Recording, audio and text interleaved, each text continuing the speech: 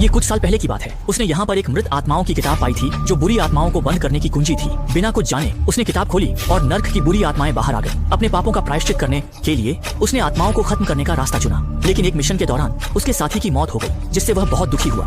उसने अतीत में जाकर मृत आत्माओं की किताब को नष्ट करने का निर्णय लिया। इस समय किताब उसके साथी के साथ मिल गई थी। जब एक महिला ने उसके साथी पर जादू पढ़ा तो एक पोर्टल उनके सामने प्रकट हुआ। एक चमकदार रोशनी के बाद वे उस दिन पर लौट आए जब मृत आत्माओं की किताब मिली थी।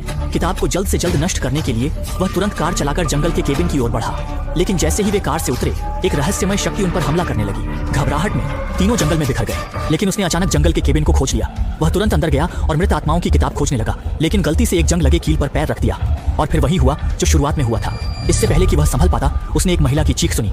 आवाज का पीछा करते हुए उसने एक फर्श बोर्ड खोला और पाया कि वहाँ एक अंधेरा तहखाना था जिसमें एक महिला को दीवार से जंजीरों से बांधा गया था। उसे देखकर महिला ने उसे बाहर निकालने की विनती की, लेकिन उसने उसे बचाने के बजाय उसे थप्पड़ मार दिया, जिससे वह बेहोश हो गई। लेकिन वह रुकने का इरादा नहीं रखता था। फिर उसने एक और जोरदार थप्पड़ मारा। उसके हमले के बाद महिला ने अपनी असली पहचान दिखाई।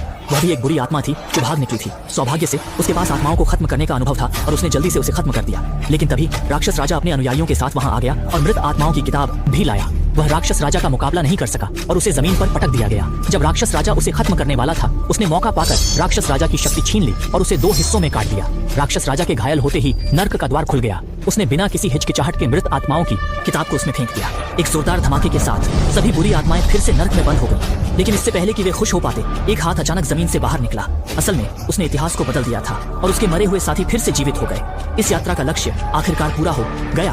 अब दुनिया में कोई बुरी आत्मा नहीं है। लोग अब खुशहाल जीवन जी रहे हैं। फिल्म यहीं समाप्त होती है।